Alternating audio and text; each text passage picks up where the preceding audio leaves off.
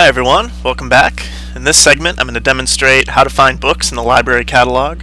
I'll give you a few tips on conducting your searches and then narrowing your results so you can find more relevant sources for your research topics. So as you all know, to search for books you can use this handy search tool here on the library website homepage, and you'll see that there's two different options. There's the UWG library catalog and the Gill University System catalog, and you can also click these two links to go directly into those search systems. So you should always remember that the UWG library catalog is what's going to be here at Ingram Library on the Carrollton campus, whereas the University System catalog is going to search that group of 35 Georgia universities that form part of the system. Remember to do our other readings this week so you can learn more about when to use these two catalogs as a distance student, and also how to get your hands on a book if you might not have easy access to the Carrollton campus. But in this video I'm just going to focus on using the search systems. And the good thing is that they have the exact same interface, so they look identical, and everything I say is going to work for either of the two. I also want to remind you that if we were going to be searching for journal articles, we'd want to go to Galileo and search the article databases. We're going to focus on that next week. But for now we're just going to do books, so let's just say I'm doing a research topic of social media and I need to find some sources. So I can just go ahead and type social media right here and click search, and you can see I'm searching the UWG library catalog. I could change it to University System catalog if I wanted to search all the libraries in the system.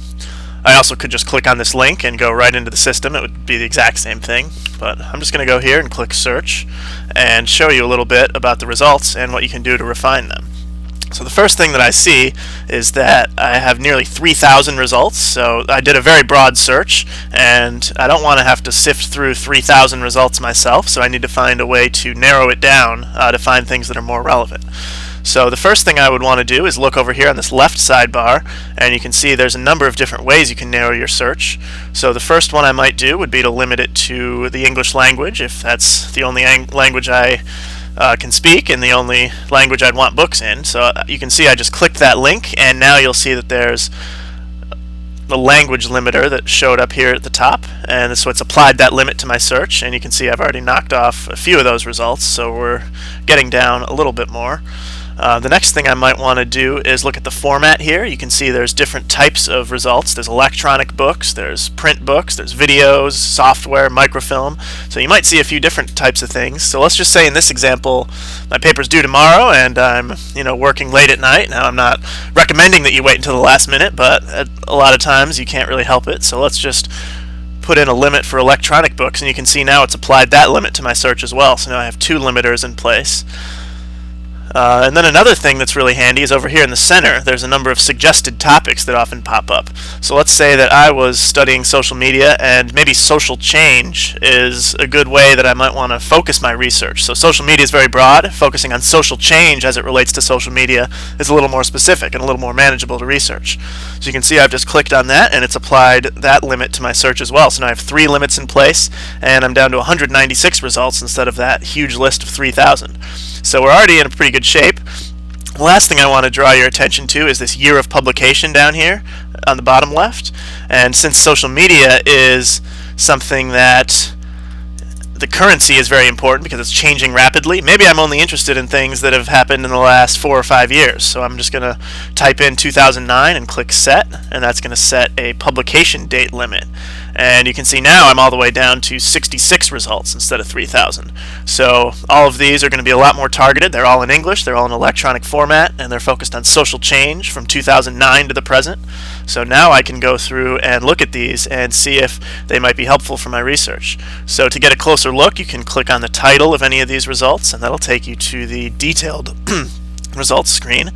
You can see things like the main author, the place and publisher, and the date it was published. You can see a series that it was published in, if that's in effect.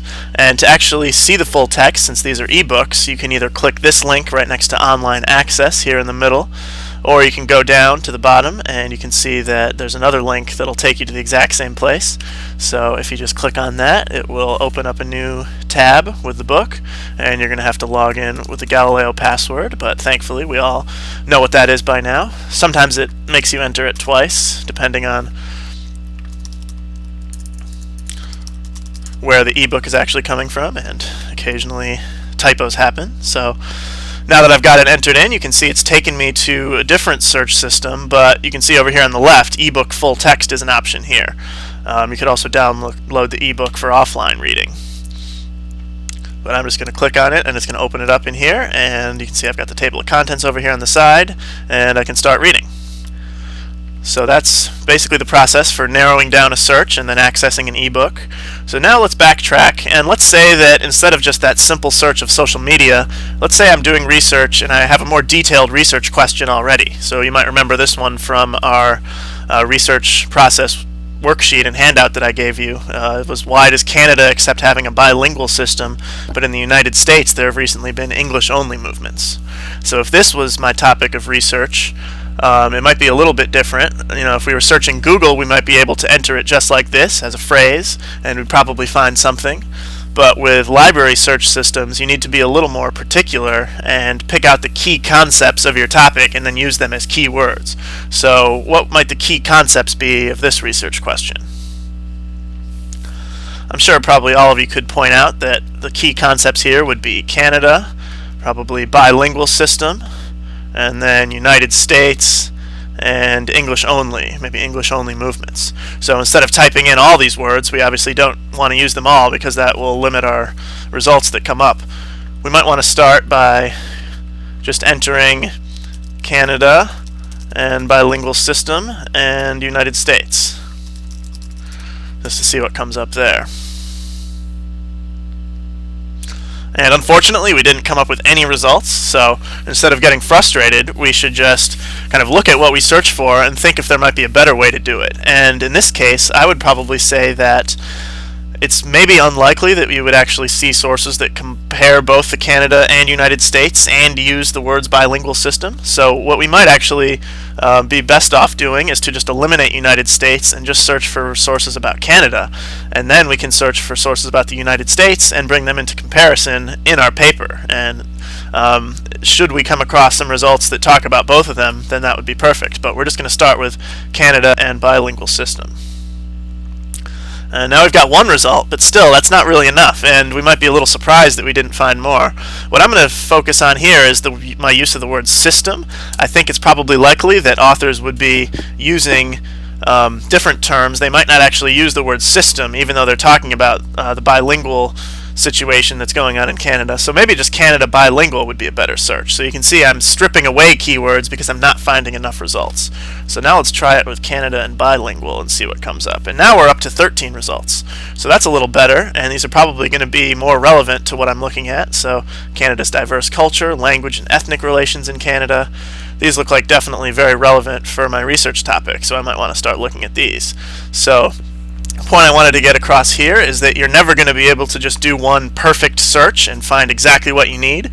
The research process often requires you to change up your keywords based on what you find, adding, removing terms, broadening or narrowing your search in order to find the most appropriate results.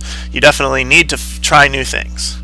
So in this example, I might click on one of these just to look at the results.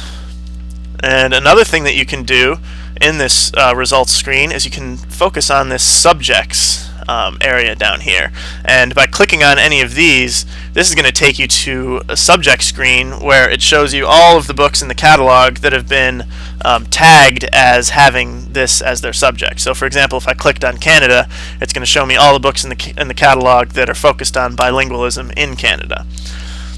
So that's an example of an area, and you can see it changed my subject from just all fields to subject here. And you can see that there are 6 results.